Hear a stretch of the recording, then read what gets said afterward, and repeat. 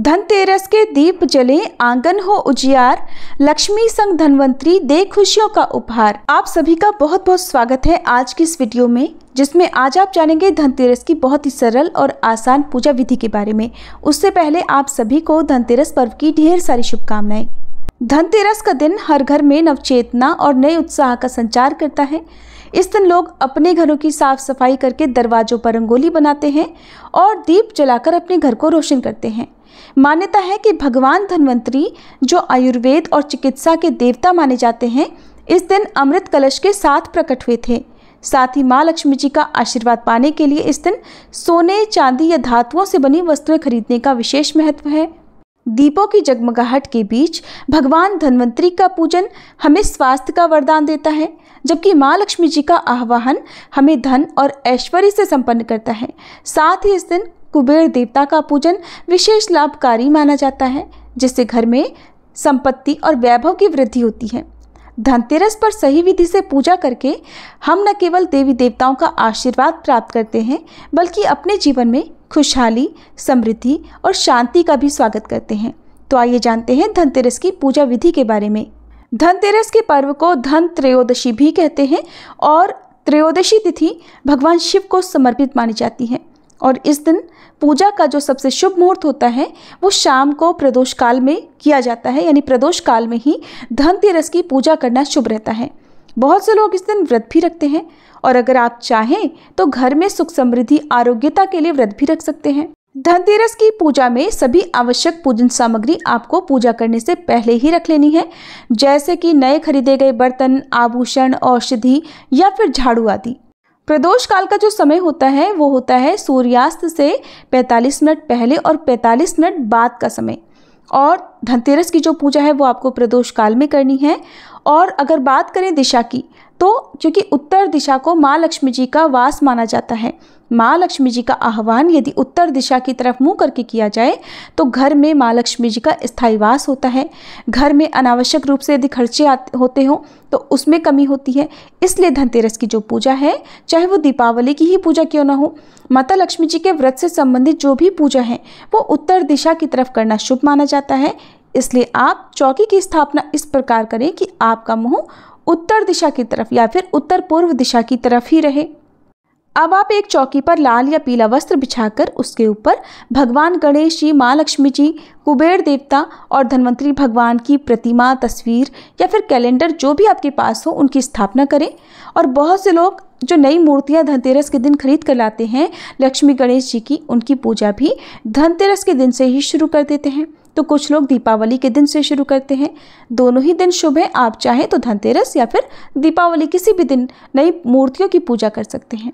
अगर आप आज के दिन पुरानी मूर्तियों की पूजा कर रहे हैं जो आपके मंदिर में पहले से विराजित हैं, तो आप अपने मंदिर में से गणेश भगवान जी जो विराजित हैं उन्हीं को हाथ जोड़कर जो चौकी आपने स्थापित की है वहाँ पर स्थापित कर सकते हैं, या फिर अक्षत का आसन देकर एक सुपारी में मौली यानी कलावा लपेटकर उन्हें गणेश भगवान का प्रतीक मानकर उनका पूजन कर सकते हैं, क्योंकि बिना गणेश जी के पूजन के कोई भी पूजा स्वीकार नहीं होती, अधूरी ही रहती है।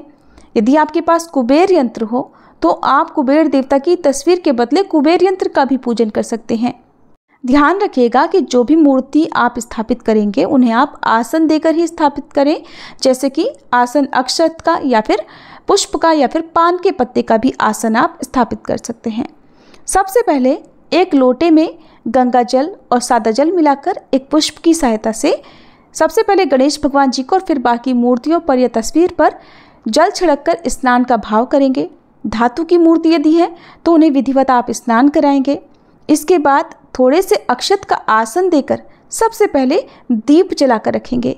हाथ जोड़कर दीपक को प्रणाम करेंगे, क्योंकि हमारी पूजा के जो साक्षी होते हैं वो दीपक होते हैं।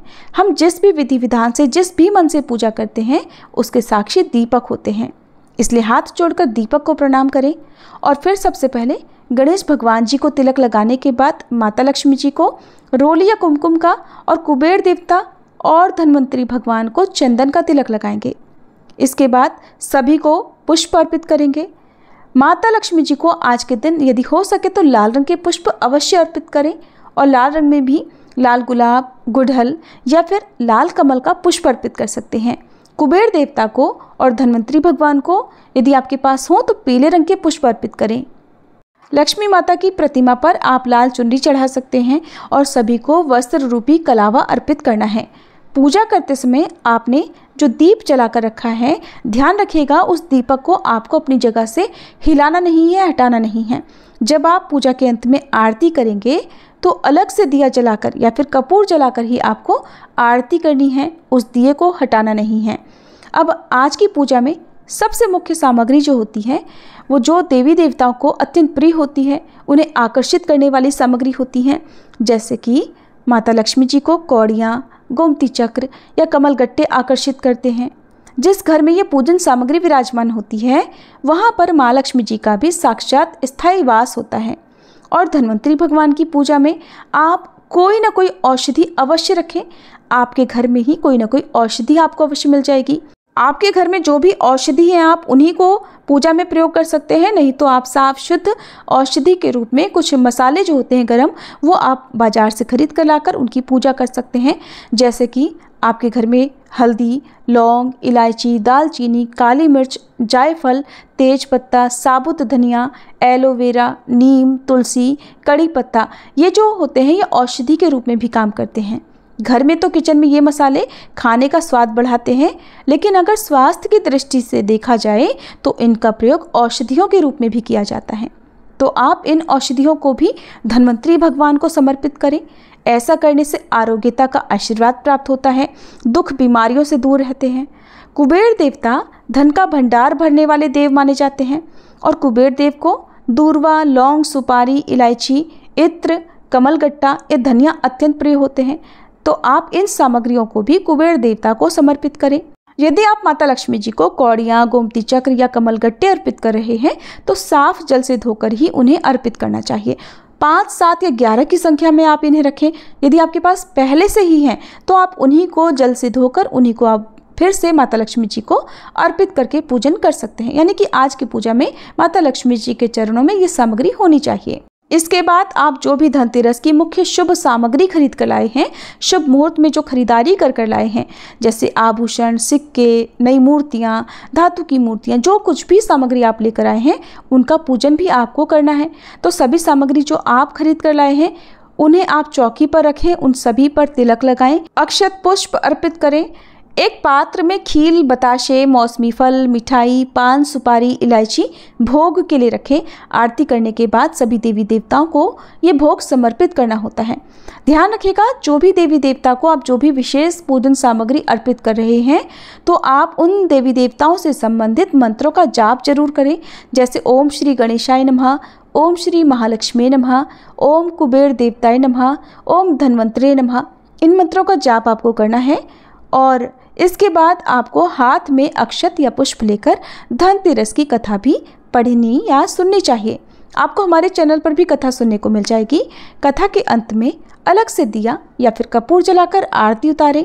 सभी देवी देवताओं की आरती करने के बाद जो भी भोग प्रसाद है वो आप उन्हें समर्पित करें।